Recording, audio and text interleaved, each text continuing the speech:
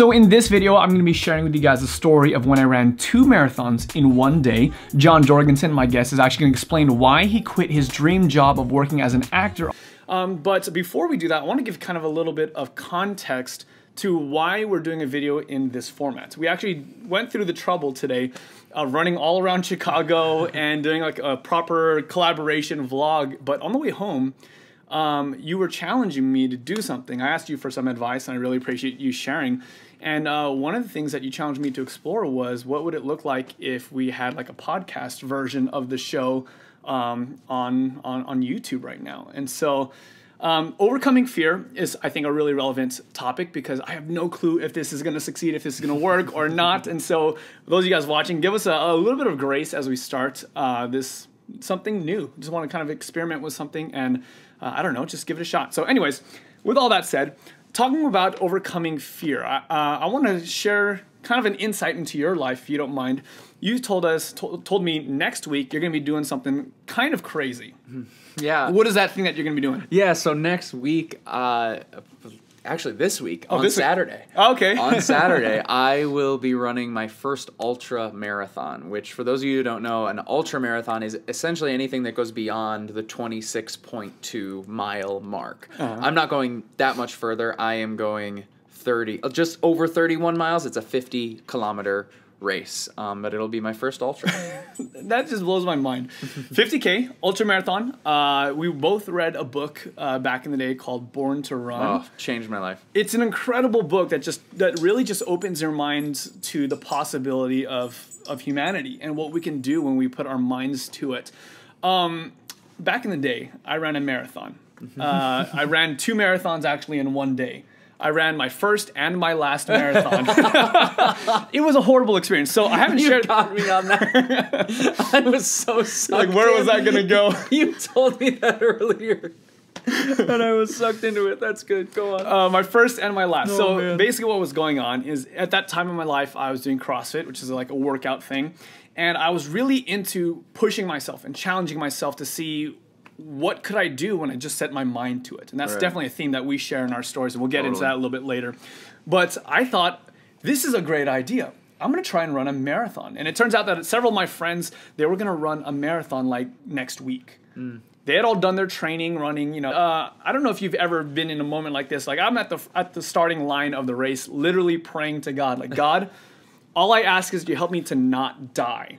Like, that was my actual prayer. That being said, though, I've run a couple marathons, and I do intense training before them. At the starting line, I'm still praying that same prayer.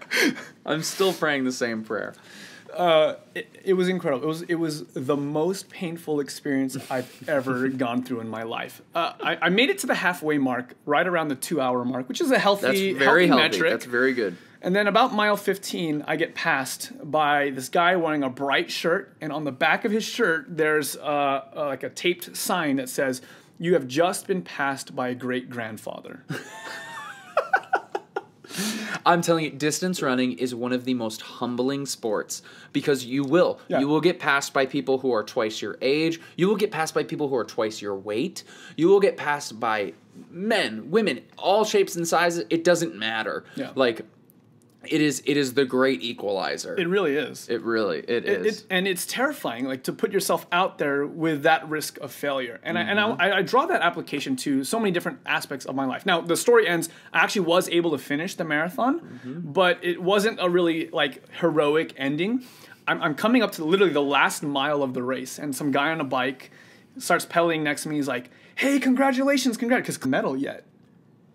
And he's like, "Holy crap, like, you're still running this right now." No. And it was 7.5 hours after the race had started. So I am like dying. It took me like 30 minutes a mile towards the end. Yeah. And so I'm making my way towards the finish line. They're literally tearing down the finish line as I cross through. Second to last person to finish. And so that was my first and last marathon. But you finished. I did finish. You finished, and really really the key to long distance running, I think, is resolve. Yeah. More than it's like your overall fitness was great, which really helped you. More than it's training, more than it's anything else, it is resolve. Yeah. It is the decision that I am going to finish this. And I think the person who is out there the longest usually is the toughest person out there because they had to suffer the longest. That's very true. You know, it's almost harder to go slow. Yeah. You know, than it is to go fast. So today we're going to be talking about overcoming fear. And maybe you don't have as much fear as maybe I did for that marathon. I don't know. Like, how do you approach this?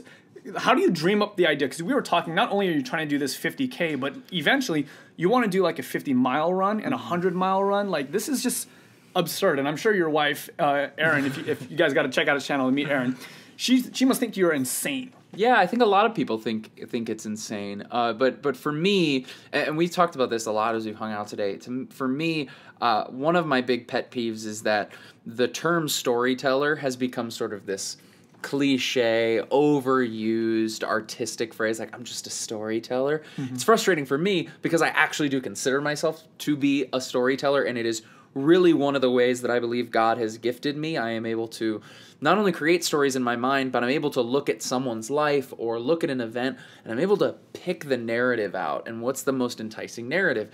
And for me, that's what attracts me to these seemingly impossible tasks, right? Is the opportunity for a great story. Yeah. And in every great story, you have a goal or you have, an objective you're trying to reach. And then at one point or another, you hit an obstacle or you hit several obstacles. And the best stories have the biggest obstacles that you overcome. That's why there's these epic tales, right? But also, every great story, it has that conclusion of overcoming that obstacle in one way or another. And so for me, when I look at, right? So this 50K is really just so you have something to share at Christmas with your family and friends. Like, it's about the story behind it. Yeah, it really is. And I think that's part of why I love YouTube so much, and especially the documentation and vlogging that I get to do on YouTube from time to time, because I get to share those stories, right? I get to share them in a way where people can sort of relive them with me, right? And I can sort of craft the narrative. After I've lived the narrative, I can sort of relive it. Yeah. That's very fun. No, I completely agree. Like, the biggest blessing that I've gotten from running that marathon on that day is the ability to tell that story. I mean, it's just such a wild and wacky story. But you mentioned something that I really resonate with. Like, there is no really great story without some massive conflict or some challenge. And I think a lot of times in life, we see ourselves as who we are. And then we read in the scriptures, and through time in prayer or at church, we get this picture of who God wants us to be. Like this ideal of, oh, this is what God's trying to do through me. He's got a mission or a plan for me. And a lot of times we're paralyzed, and we can't get from here to there largely because of fear. And I remember reading somewhere that, courage can only exist where there's fear. Yeah, I think that's so true. I think without fear, there's no reason to have courage, right? There's no reason for it to exist. And for me, courage has come, whether it's with a 50-mile race or whether it's with my personal journey as a creative sort of entrepreneur-ish guy, artist on YouTube and in ministry, it has not come in these big sort of leaps and bounds. It has come in these tiny little steps, right? Moment by moment. Moment by moment, I have the courage for today. Yeah. Or even sometimes it's even smaller. It's like I have the courage for these next 5 minutes or to press upload on this video or whatever it is. And I get that courage from many different sources, right? Whether it's courage just from within, courage from the Holy Spirit, courage from my wife, courage from, fellow collaborators and artists and things like that. But it definitely is something that it's like I have enough for this step, and then I muster up some more. Together, in that you and I both, about 2 years ago, took a leap of faith from our careers and really launching out into what we felt like God was calling us to do creatively with the YouTube channel to have an impact on the world and stuff like that. For those who aren't aware, what were you doing right before that moment? Yeah, so for me, I grew up doing theater, and specifically musical theater. And before that, before I was doing this ministry, I was performing as an actor in a Broadway show for about 2 years. Which one was that? I was in Mamma Mia for 2 years, but up until it closed. So it ran for about 14 years on Broadway, actually. Okay. And I was lucky enough to be in it for the last 2. Did you get to tour around and do all that kind of stuff? No, so with a Broadway company, you're just in New York. Okay. And there's a couple different there were a couple different touring companies and things like that were going on and off. There was a company in Vegas for a while, but when you're in the Broadway company, you're just there in New York. 8 shows a week, that sort of thing, and that's a pretty big deal, right? Because I'm not very privy to like the whole drama world or theater world, but like. Yeah, I think, in terms of, right? Yeah, in terms of, United States, the U.S., and in terms of theater, that is the upper echelon. That's where you want to be, right? That's the dream for any kid who loves musicals and loves performing. You want to one day be on Broadway, right? Okay, so and you're living the dream already. Yeah, literally. I had what for so long I believed was my dream job.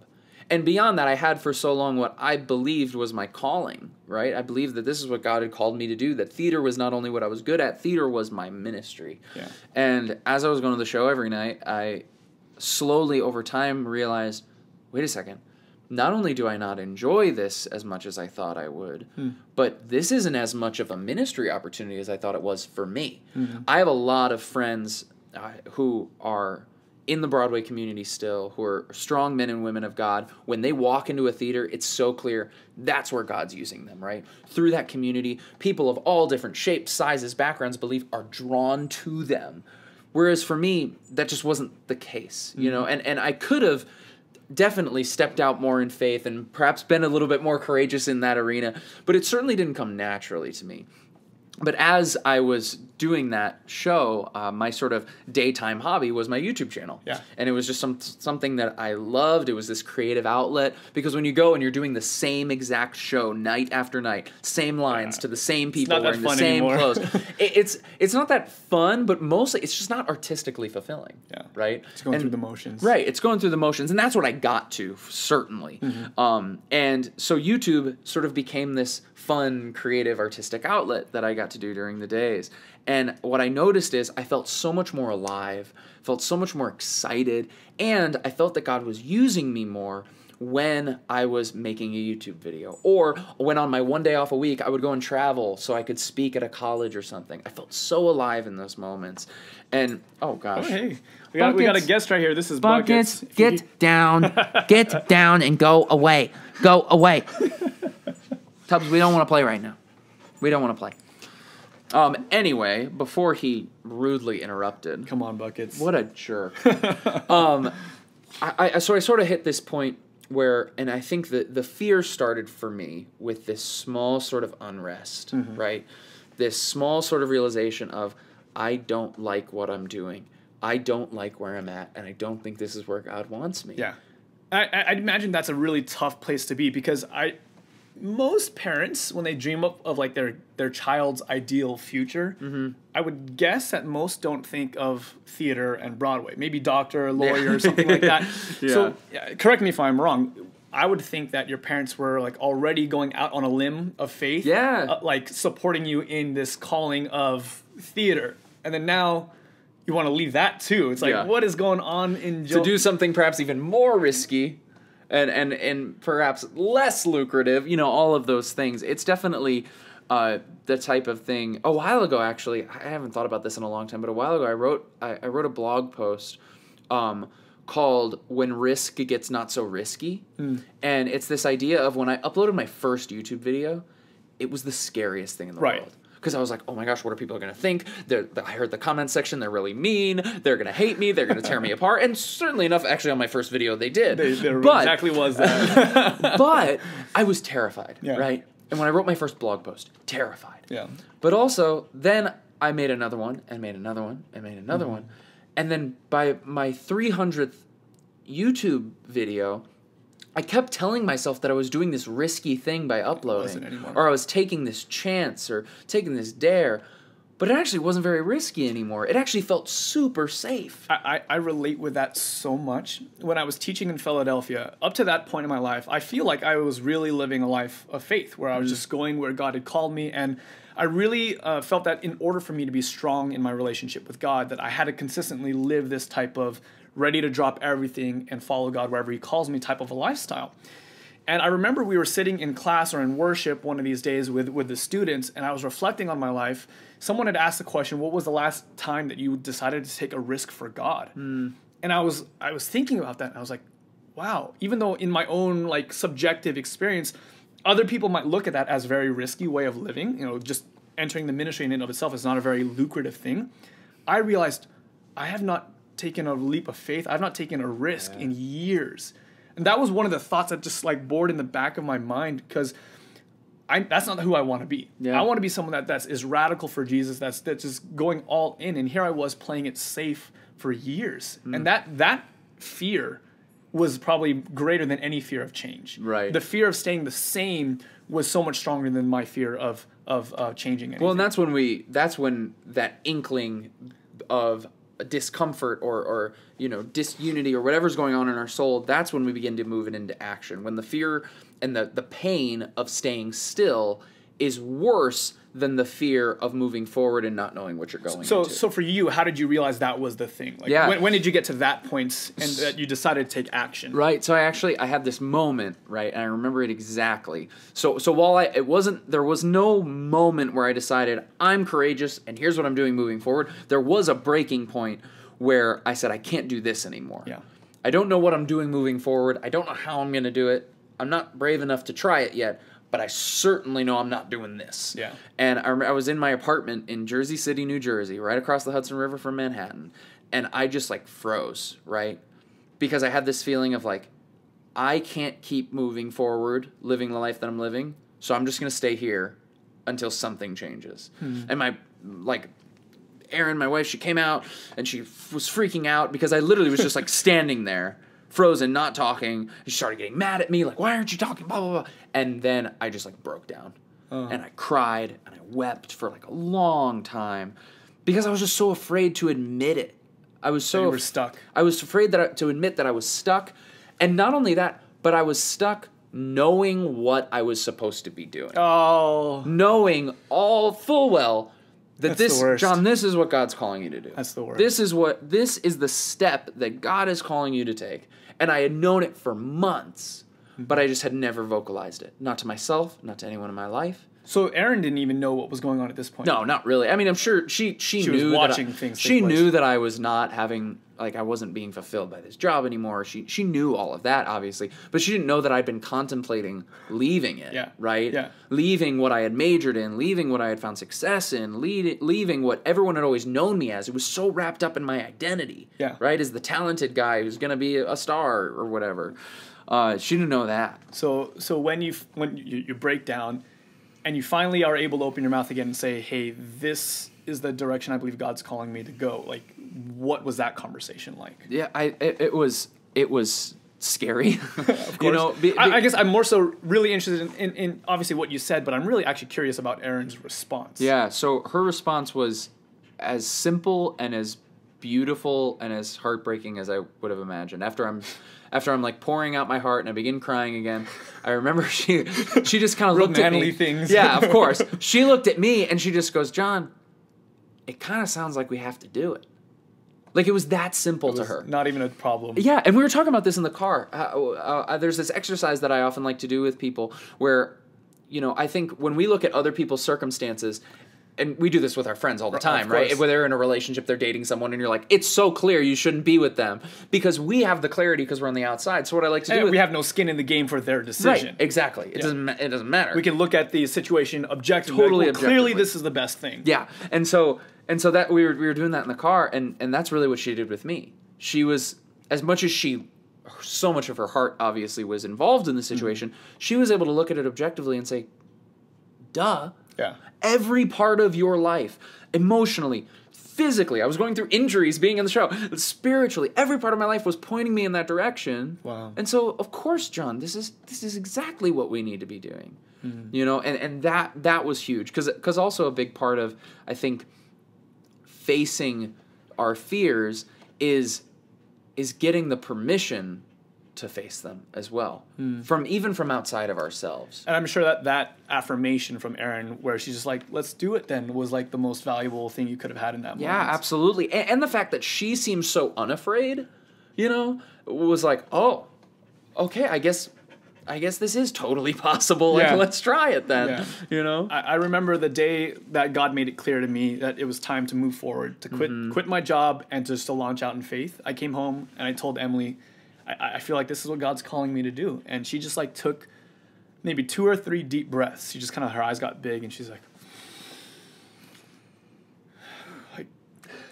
okay, let's do it. And in a month, we had moved from one coast to the other coast. Wow. And it was the most freeing thing for me to be able to know that I had someone by my side who was that supportive and who believed, who not only believed in the God that we serve, that he had a plan for our life, but also believed in me as a man, that I could fulfill what it was that we were given. And that's where courage to face that fear, like other people, the community around you, who you surround yourself around, whether it's a spouse, whether it's a mentor, whether it's a friend, whether it's a parent, your belief in someone else can be the courage that they need. I firmly believe that if you don't have courage for yourself, it is totally okay to borrow courage from someone else in a moment. Like, that is okay. God works through community in that exact way. Well, and that's not to bring everything back to distance running, but like that's why in a marathon, you have aid stations, but not really. Like, everyone's just moving through them, and you have tables with a bunch of water, and then everyone throws their cups on the ground because we don't care about the earth. Like, that's just the way it is. Who cares?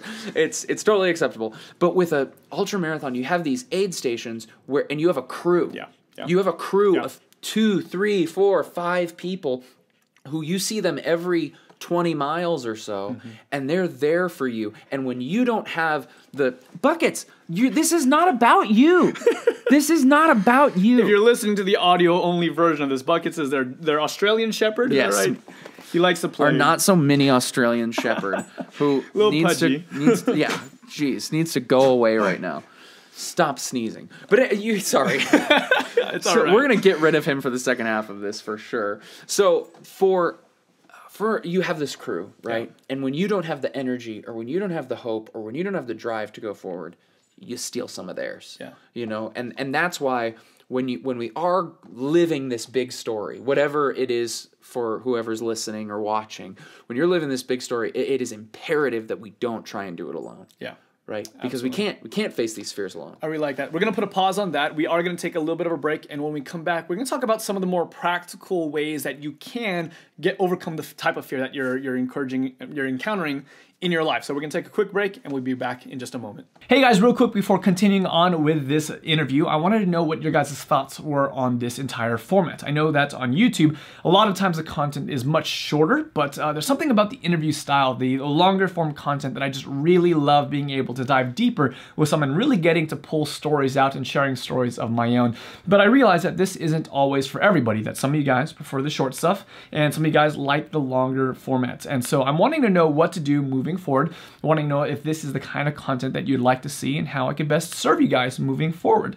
So if this video, I don't know, gets something like over 200 thumbs ups, then I'll know that I'm on the right track. If you like it, let me know in the comment section below. And if you don't like it, give this video a thumbs down. Let me know, kind of help me vote through this process, and I'll know what to do moving forward. But yeah, if you could do me that favor, I'd really appreciate it. And yeah, you're just kind of help me out. So with that said, let's go ahead and move on to part 2 of my interview with Jon Jorgenson. All right, well, welcome back. Hopefully you enjoyed that little break. We did. We get to play with Buckets a little bit, so that was nice. Yeah, and we threw him outside. So hopefully coming back. No more interruptions. Oh. So we were talking about the common story that we both had. We both eventually had the courage to make this decision to put fear aside and to just charge on full head. What I think a lot of people might not realize is that even when you finally have the courage to make that decision once, it doesn't make the journey easy right away. But there are moments where you keep coming back to it over and over and over, where you're still faced with this crippling fear and this feeling of insufficiency. So what I want to ask you, more on a practical level, how do you deal with it? Well, do you deal with that? And then if so, how do you try and process through those moments? Yeah, I absolutely deal with that. And I love that you use the word insufficiency, because once there's so many fears that we face along the journey, right? Yeah. And we just wrap fear in different blankets. Like fear just dresses up in different clothing, all the time. And so maybe it's the future. It dresses up as the future, right? It dresses up as whatever it might be. Then once you start on something, it often begins for me to wrap up in insufficiency, right? And feeling I'm not doing this well enough. I'm not doing this good enough. No one cares. It's not getting... Fear often wraps itself up in expectation, right? I'm not where I thought I would be at this point.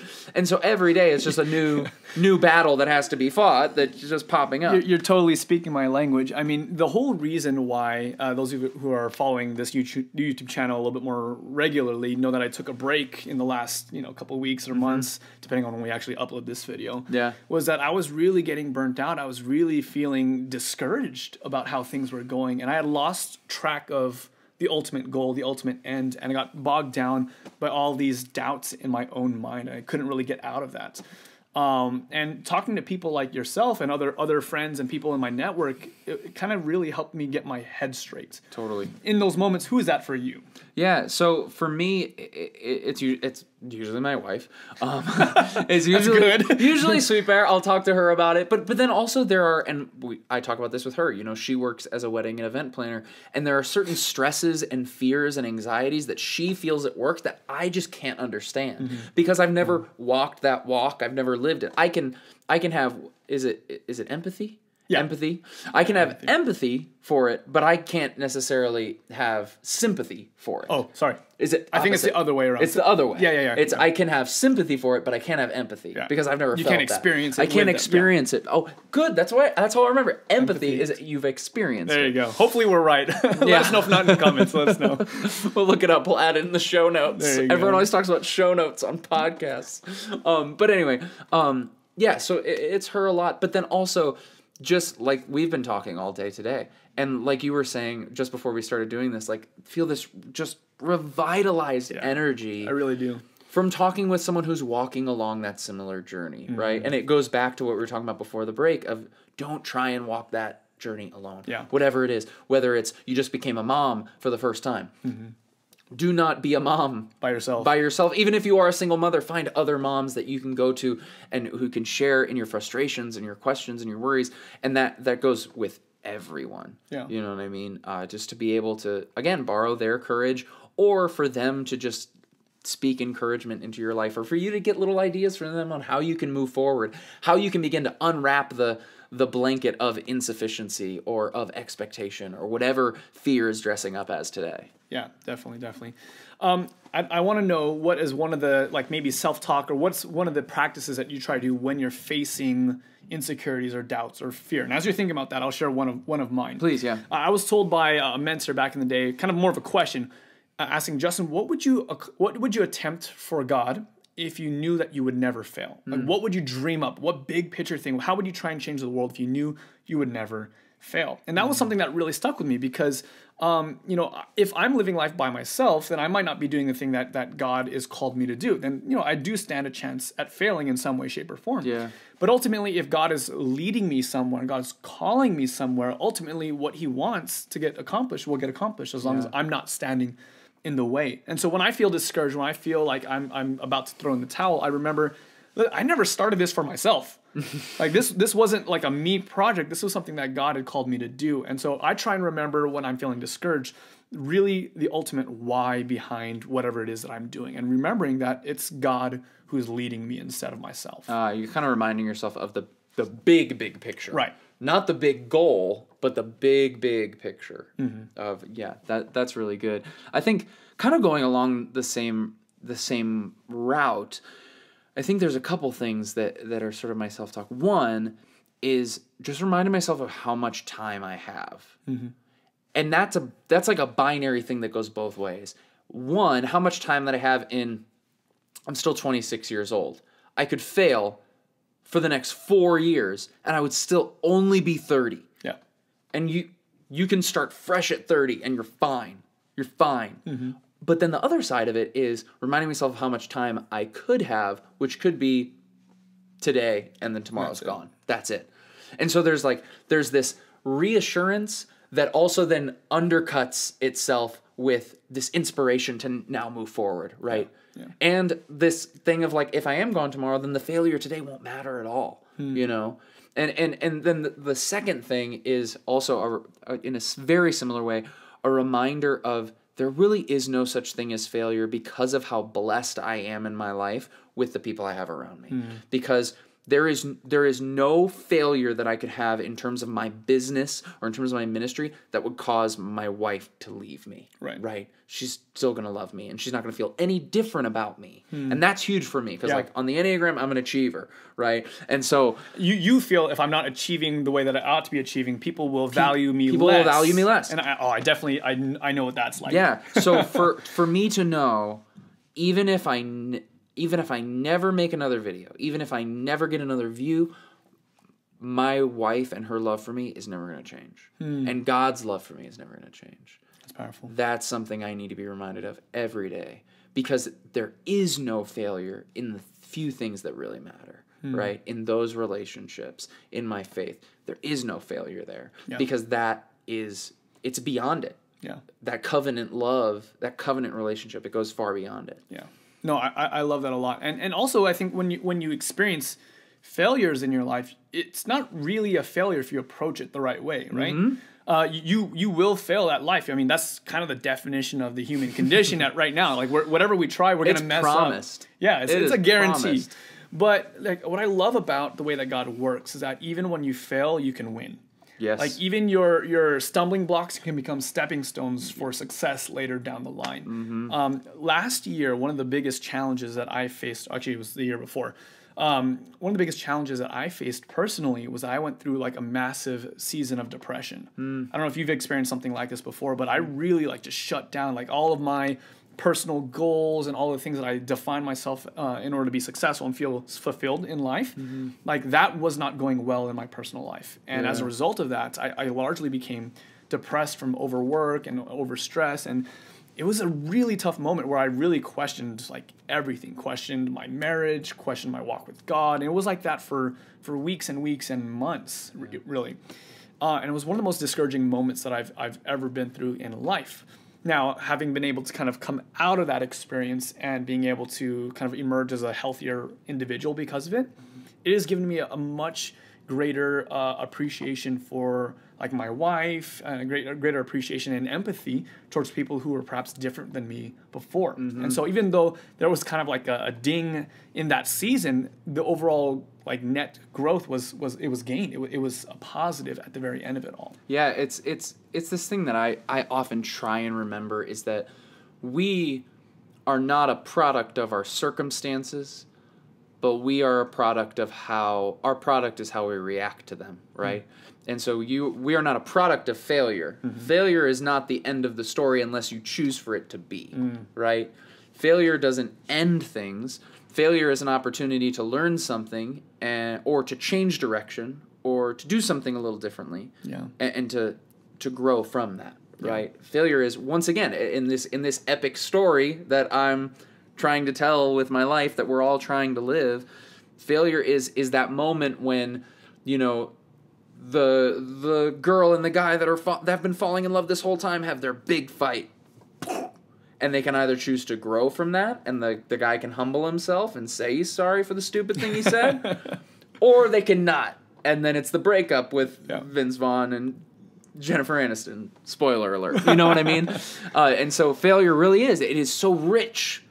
It is rich soil for learning and for growth. You know, it's exactly what it is. Like a seed has to be buried. It has to die in order to be brought to new life. Yeah, a failure is only a failure if you fail to learn from it. Totally. So let me ask you this on a personal level then, on this whole failure and learning conversation. What is an area in your life, maybe presently or at least in the recent past, that you feel that you have learned from a failure? What's something that you feel like God is trying to teach you right now? Yeah, I think one of the ways that I have learned and currently am learning from failure is really on YouTube and with this platform I have from a business side of things, which sounds strange because I'm running a ministry. Of course. But can we please just stop it with this stigma that a ministry can't also be a business? Right. And every business, if it is run by a Christian, should also be a ministry? Right. Can we just wash that conversation, please? I think that's an important distinction. And so, to me, they're always one and the same. But for me, for a long time, we talked about this morning. I just felt like as long as I make good stuff, people are gonna watch it. and I don't have to worry about it, you know? And I think for me, I've come to grips with the fact that for many years, I have not been putting in the work on the business side of things in terms of what am I doing to grow this influence, which in the same time, when I'm not putting work into the business side of things and trying to grow the resources that this ministry has and trying to expand its reach and expand its subscriber count, those very logistical things are also a failure in the ministry side in a lot of ways. Yeah. Because the more the business grows, the more the ministry grows, and hopefully the more people are hearing the message of Jesus. And that's sort of a failure I've had to come to grips with as I was looking back at the last few years and realizing, wow, I didn't hit those expectations that I thought I was going to be hitting.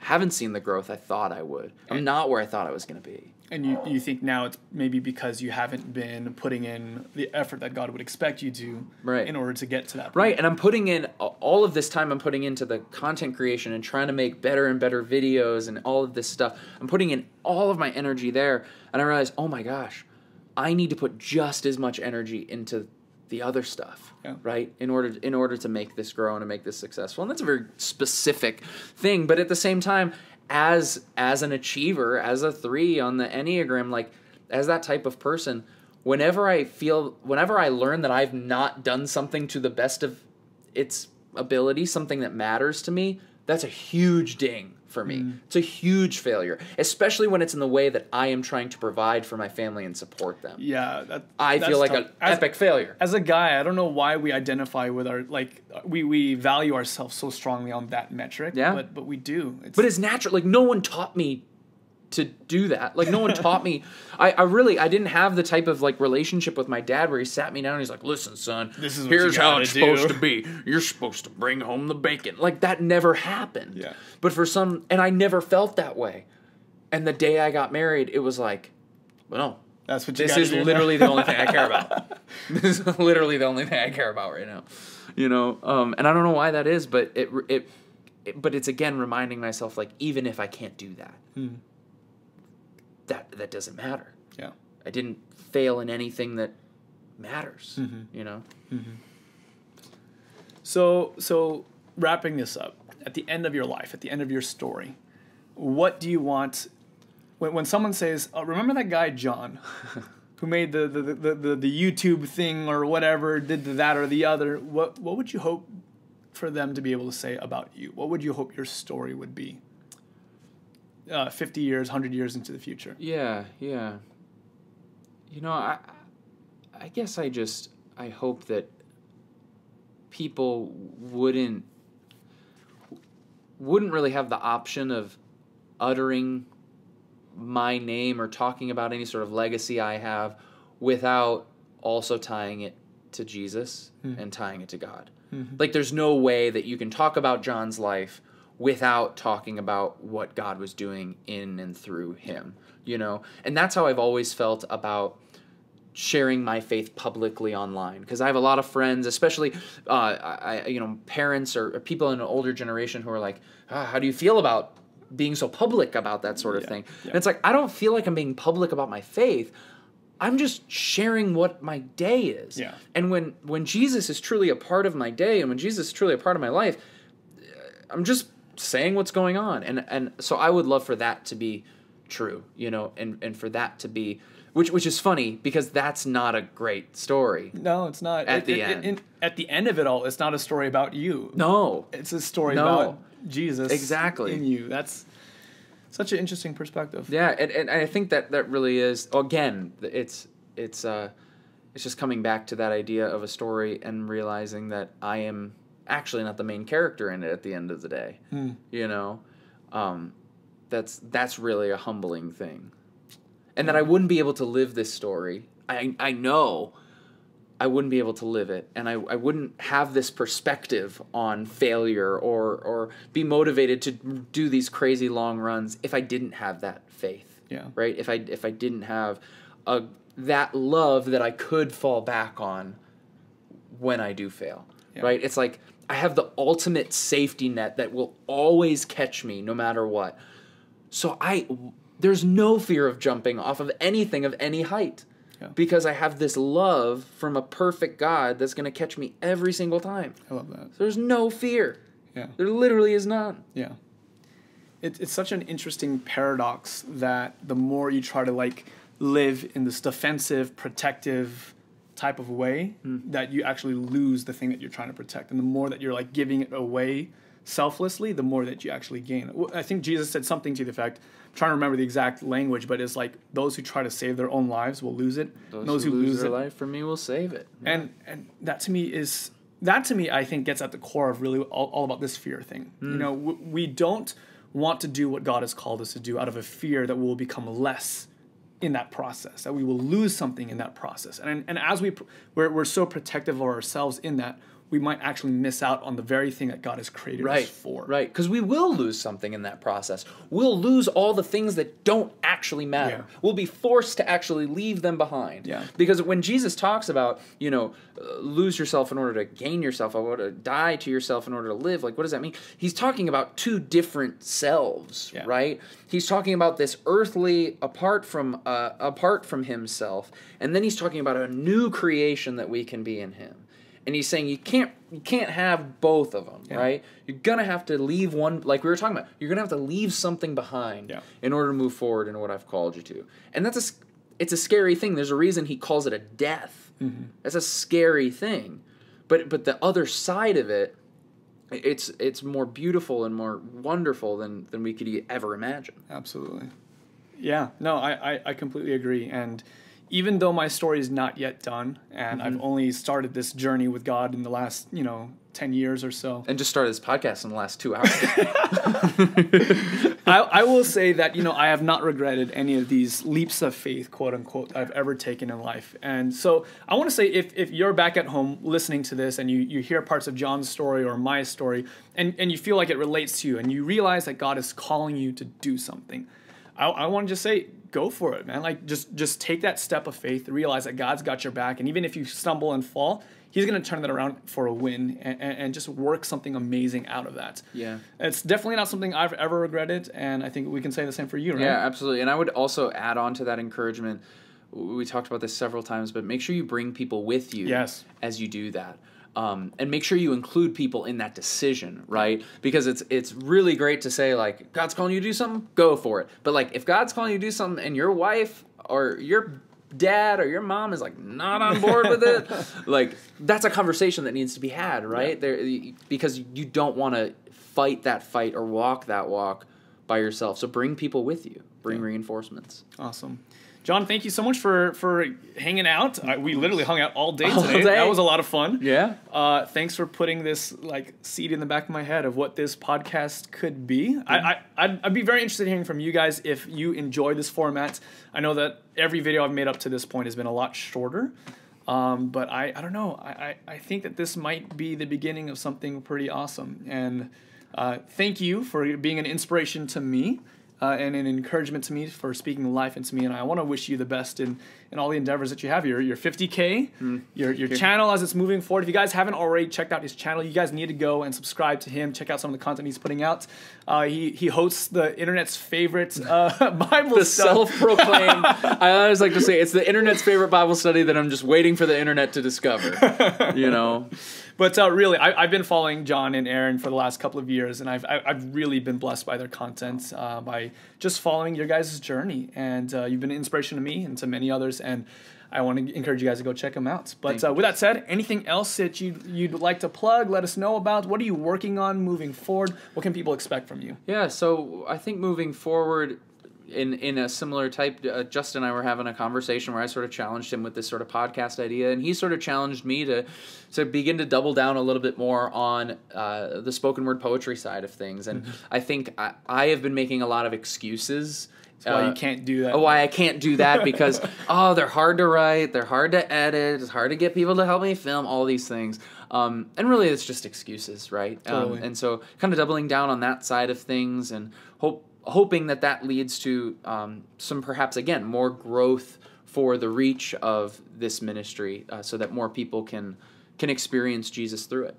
Awesome. Cool. Well, we're looking forward to all that's to come. Yeah. So thank you guys for hanging out with us today. Like the video if you liked it. Dislike it if you didn't like it. Let us know in the comment section below what stood out to you the most. But until next time, I'm that Christian vlogger, and I will encourage you to experience faith in the first person. God bless. Woo! Crushed it. You want to do your little in-betweeno? Oh, yeah. Yeah, Wanna do good that? call.